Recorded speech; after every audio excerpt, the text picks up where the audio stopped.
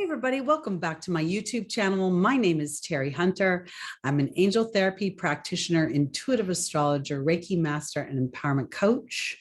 And I'm here today because I want to talk about the 12 universal laws. I want to talk about, I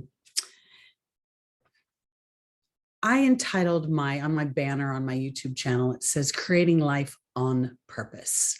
Originally, I had written Creating Life with Purpose, and it bothered me. And as I realized that the with was somehow, the word with was not aligning to my intention. And I'm saying this because these 12 universal laws are the keys to creating your life on purpose and understanding a little bit more about what karma is, about why the soul chooses to come here. Oftentimes we think we're here for lessons, to be taught something. I don't agree with that at all. I think we're here to remember something. I think we're here to take the concept of the power of our own co-creation and come under this dense fog of the human physical experience and try to remember the truth of who we are. And in doing so, claiming our power. So I wanted to talk about these 12 universal laws, these energetic dynamics that are intrinsic and unchanging within this human experience. I'm going to bring up a presentation I made to give you a little bit of a feeling for this rather than just my words so that you can grab onto it. So let me just start to share my screen. All right, here we go. So let me go to the first slide. And this is the idea of divine oneness, that all things are interconnected, every thought, every action, every event, every human, every situation. And, you know, oftentimes when I think about the idea of divine oneness, I get this sort of, you know, I have to love the people that I quote unquote hate. I have to be nice to everybody or somebody's going to come beat me on the head. I don't think any of that's true. I think the idea of divine oneness is the ability to see how every thought, how every action and every event is grandly designed by my soul to have me remember my power. So even the things that are disruptive, the people that come into our lives that appear annoying or disempowering, or, you know, we'll say, you make me feel anxious, or you make me feel unloved.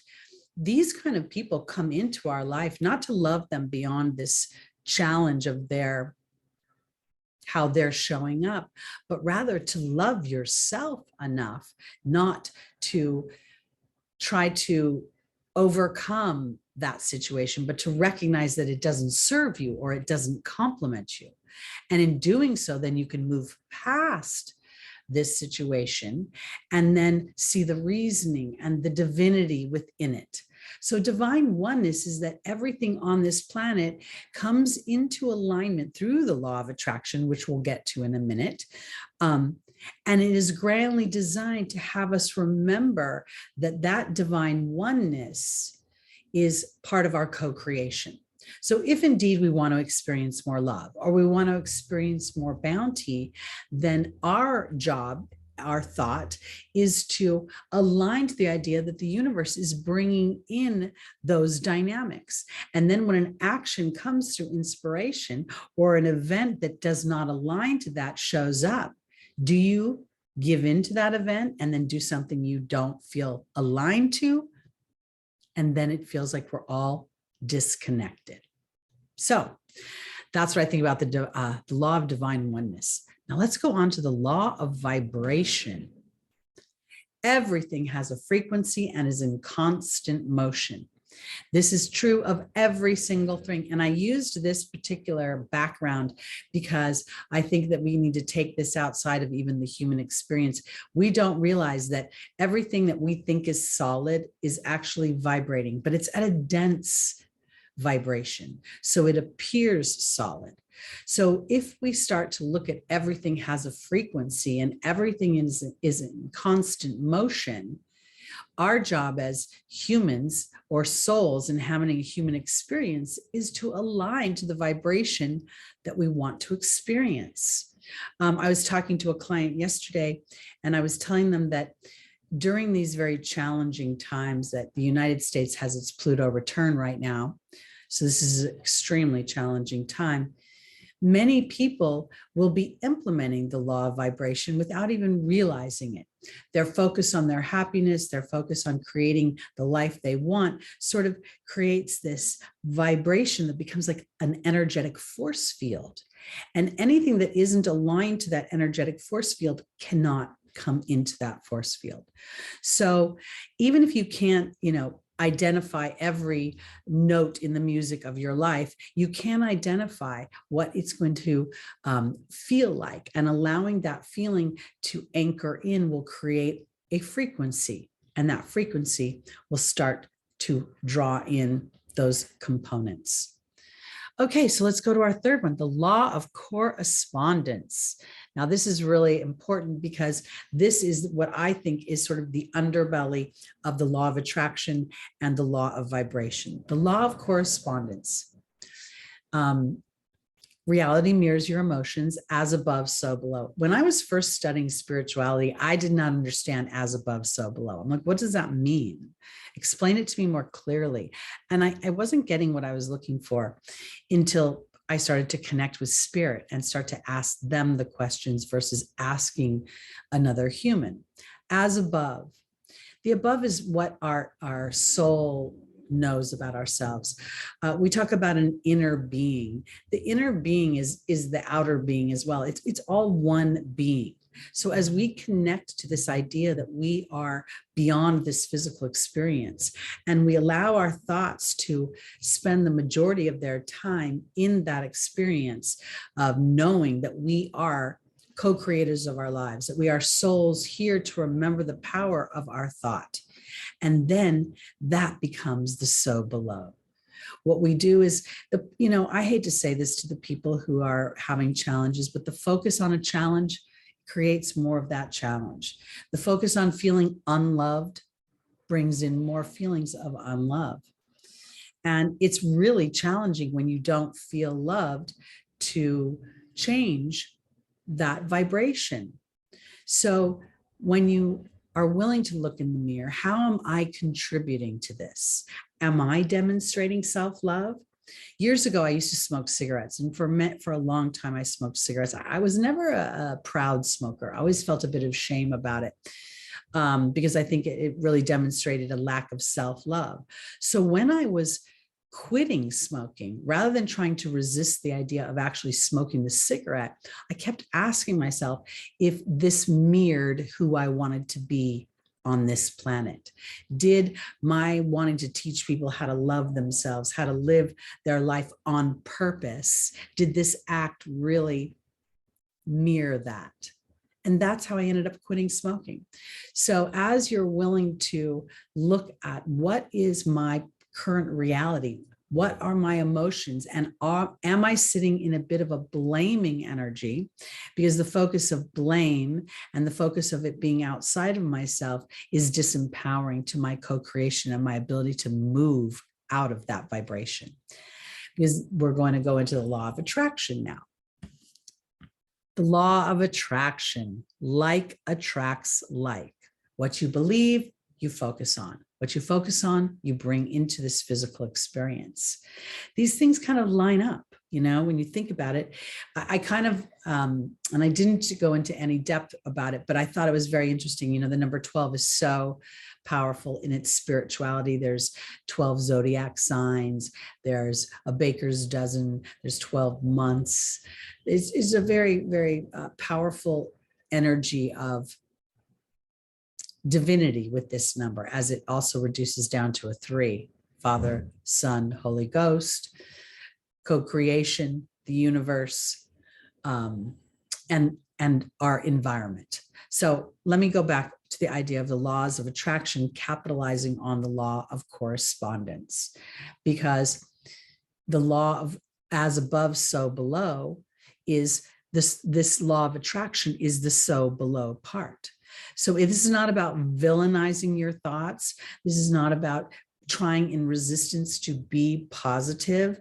I think the most powerful thing you can do is, if you are in an energy of I lack, if you are talking about I can't afford this, or I'm not lucky here, this is your co-creation. This is your contribution to that experience.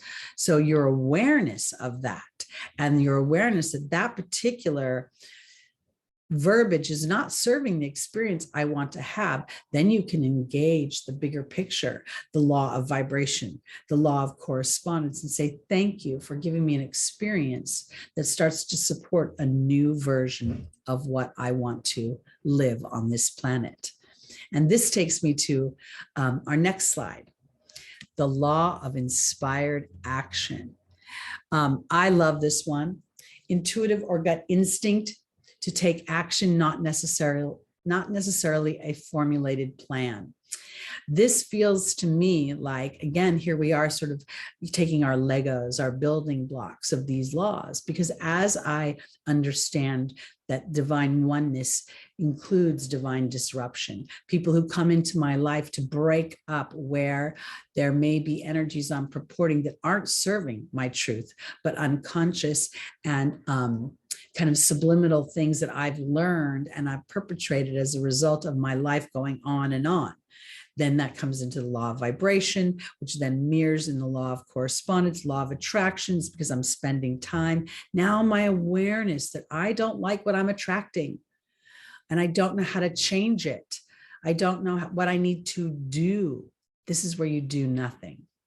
This is where you're willing to sit in reception, where you're willing to say to spirit, it's your turn to move things around, and I will act when inspired. This is beautiful, because this is really starts to give you the physical experience of the ebb and the flow, the give and the take of the communication you have with the universe and with yourself. So we go into this idea of inspired action, which takes us into the idea, the law of perpetual motion.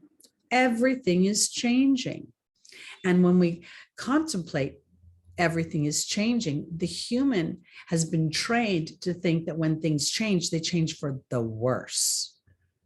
Again, here, I'm not going to go back through each one of the laws as I move forward, but you can start to see how they're stacking up, because what I'm putting out into the universe is coming back to me. So now my inspired thought is, if everything is changing, then each time it changes, it's more aligned to what I want to experience. It's more aligned to my soul's intention. It's more aligned to the vibration of making this earth this sort of place where disruption is divinely processed. Oh, if there's a disruption, if there's a speed bump, if there's something that feels negative, then I must not be aligned to a deeper truth of what I want to experience. Let me recalibrate.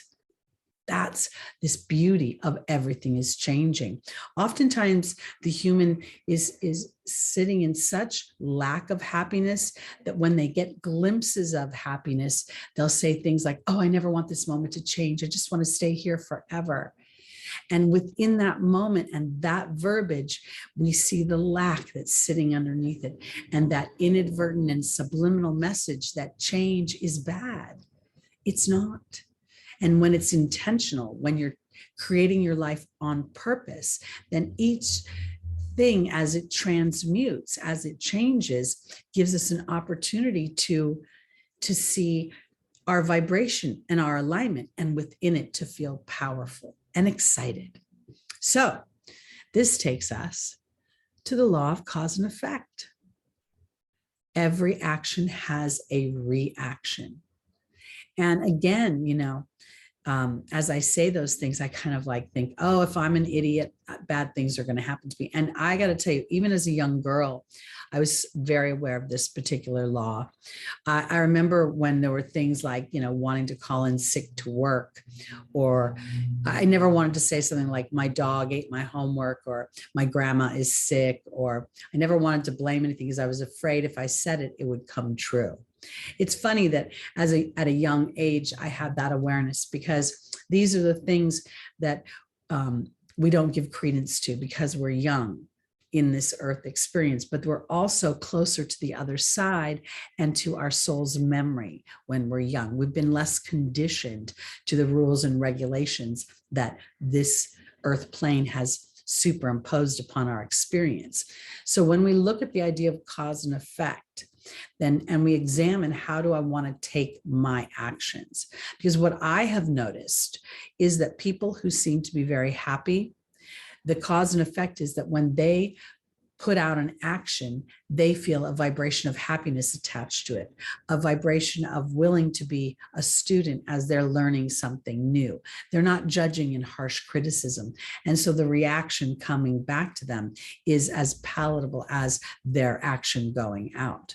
So as we start to be more cognizant and more intentional with our actions, then we can be assured and feel comfortable that the reaction that will come back will be aligned to that higher vibration. And that takes us to the law of compensation. All efforts, regardless of size, will be rewarded. Now, I picked money because I picked the picture of money. But to me, this kind of piggybacks on the idea of cause and effect. So as I am more aligned to what is my action, what am I putting out into the universe, first through my thoughts, then through my talk, and then through my actions. And how am I willing to define compensation? Because as the human becomes more aligned to the intention of their creating their life, creating your life on purpose, money is not going to be as valuable as it used to be. Time is going to be valuable. Our health is going to be valuable. So I really want to offer the idea that when you're thinking about each one of these laws and how they stack up and build on each other, then you can really start to redefine, what does my reward look like? And if I know all efforts are rewarded, am I allowing the size of my efforts to be abundant? Am I allowing the size of my reward to match what I want to experience? And that's where it also becomes brave. And there's a little bit of this, we go back to this cause and effect, because initially you may inadvertently draw in an experience that keeps you on a par of the reward. And you may have to say no to that par in order to jump vibrations and really get the experience you're looking for versus the experience you've already had. All right, let's go on to our next law, is the law of relativity. Everything is neutral. Relativism exists in all things. Personal perception assigns meaning. This is so powerful, because when we realize that all experiences are neutral, the ones that we assign as negative, the ones we assign as positive, come through our belief system, they come through our personal experiences within this lifetime. So this is really powerful, because oftentimes I have pursued something, and then there's been interruption after interruption after interruption, and the pursuit of what I wanted wasn't happening, and I deemed it negative. But it was really neutral, because what it was doing, it was eventually going to lead me to the illumination that I was holding myself small in relation to what I was endeavoring.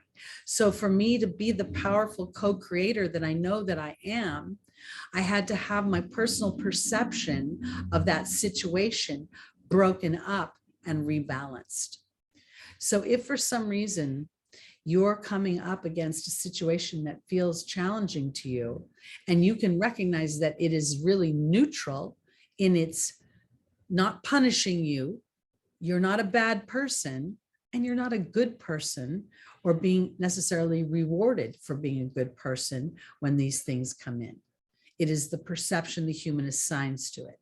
So if you assign something that is most people deem negative and you see it as positive, you might even find the universe brings that supposed negative experience out of your life very quickly. All right.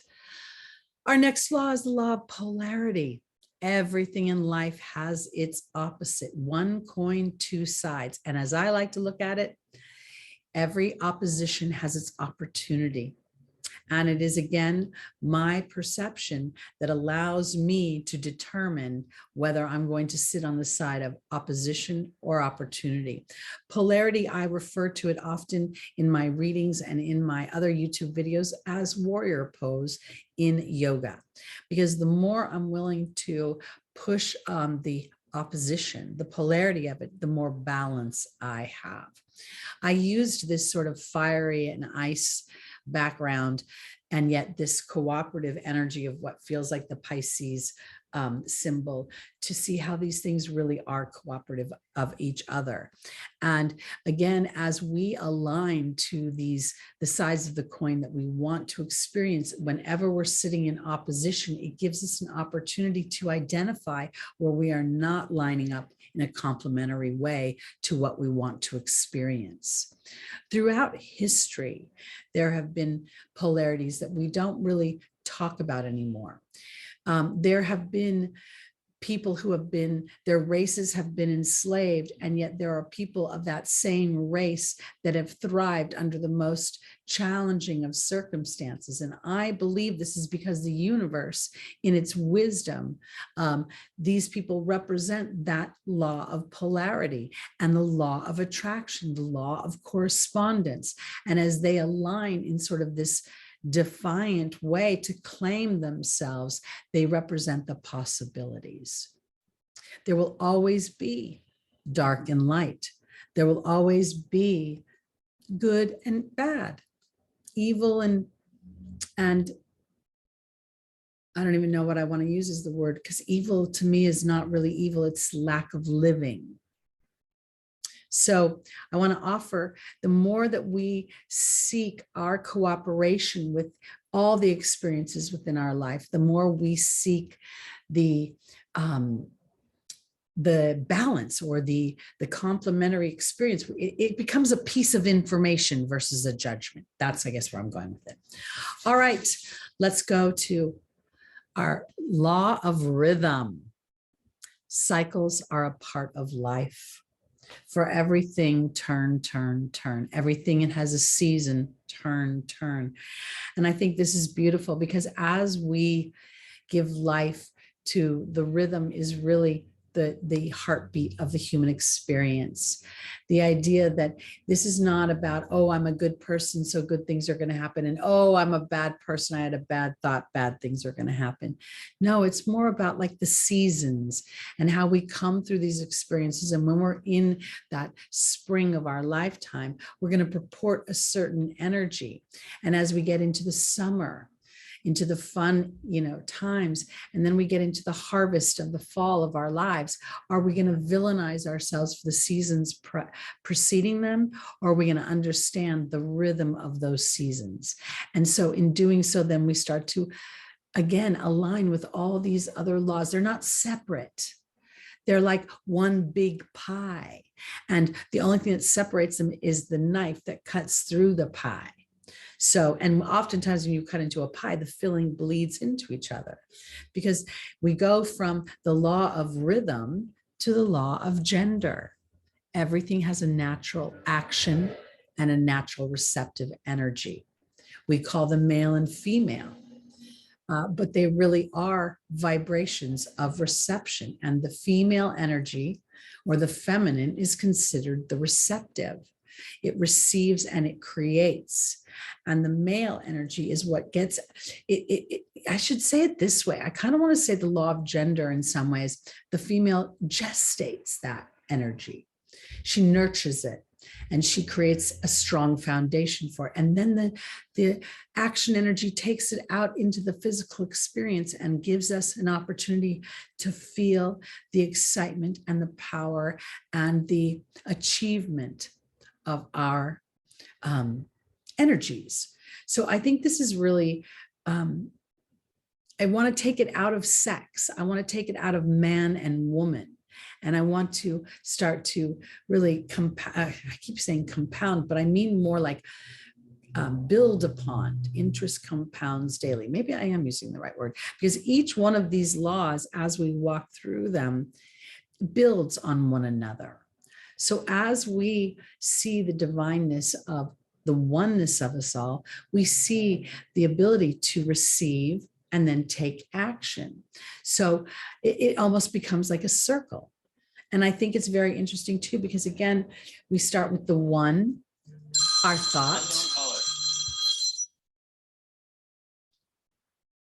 Sorry about that. I meant to put my phone on no notifications. So let me kind of go back. What I was trying to say is one represents our thoughts, right? We talk about the master number 11. People see 11 all the time. This is our thoughts creating things. The 2 is the master number of cooperation.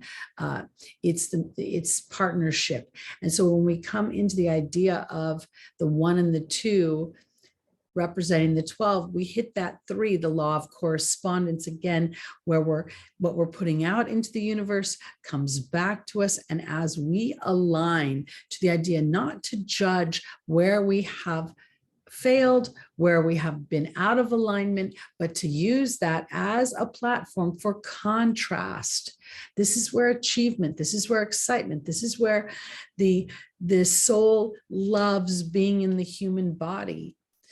I know that when we're here, sometimes the density of anxiety, the density of depression, the density of lack of money and material resources, we get so frustrated. But when we can identify where we are aligning to that experience, and then rather than trying to shift on a dime, talk to the universe and say, you know, I have this pattern of thought. So as you help me to be more receptive to the truth of what I want to experience, and then give me signs and omens that I can take in right now, then I can build the muscle of this cooperation, this correspondence, the idea of my reality mirroring my experience.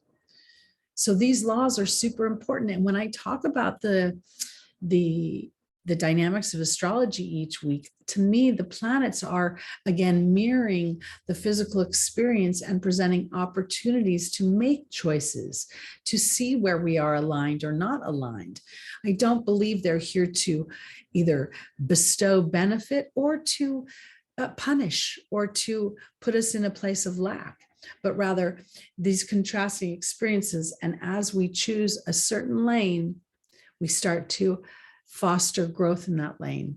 And as we walk towards the age of Aquarius in a more profound way here on this planet, these laws are going to become the real laws that we live by. And they're going to be the laws that govern how we restructure our governments and our countries, and how we restructure our work and how we make resources. All right, so that's it for today. I hope you enjoyed this presentation. My name is Teri Hunter. I'm an angel therapy practitioner, intuitive astrologer, Reiki master, and empowerment coach. If you have any questions or you'd like to book a reading with me or an empowerment session, let me know. My information is below and I am available. Thanks for watching, everybody. Peace out.